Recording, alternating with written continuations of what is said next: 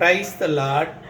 இயேசுவுக்குள் அன்பான இறை உறவுகளே, இறை வார்த்தையோடு இந்த நாளிலே உங்களை சந்திக்கிறேன். இறை வார்த்தையாக 1 கொரிந்தியர் 3வது அதிகாரத்திலிருந்து, நீங்கள் கடவுளின் கோவில் என்றும் தூய ஆவியார் உங்களிடத்திலே குடியிருக்கிறார் என்றும் நீங்கள் அறியீர்களா? ஒருவர் கடவுளின் கோவிலை இடித்தால் கடவுள் அவர்களை அழித்து விடுவார்.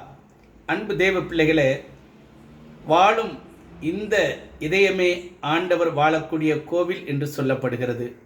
ஆம் அன்பு தேவ பிள்ளைகளே, நாம் ஒவ்வொருவரும் கடவுளின் கோவில். புரிந்து கொள்ளுங்கள், இந்த கடவுளின் கோவில் அதாவது நம்முடைய இருதயத்திலே அவர் வாழ்கிறார். நம்முடைய இருதயத்திலே வரக்கூடிய எண்ணங்கள் கடவுளின் சிந்தனைகளாக இருக்க வேண்டும்.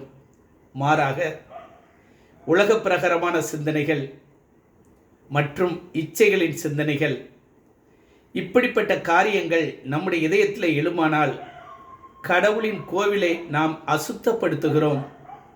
அந்த அசுத்தம் மேற்கொள்ளுமானால் அவர் அந்த கோவிலையை இடித்து விடுவார் என்று சொல்லப்படுகிறது. அன்பு தேவ பிள்ளைகளே, உணர்வோம், நாம் உணர்வோம், நாம் கடவுளின் கோவிலாக இருக்கிறோமா, ஆவிக்குரிய வாழ்க்கையிலே நாம் வழிநடந்து கொண்டிருக்கிறோமா என்று தயவு செய்து புரிந்து கொள்ளுங்கள்.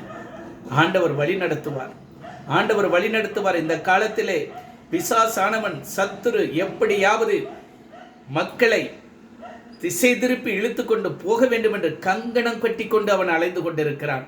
எச்சரிக்கையாக இருங்கள். நாமே ஆண்டவர் வாழும் ஆலயமாக மாறுவோம். ஆமேன்.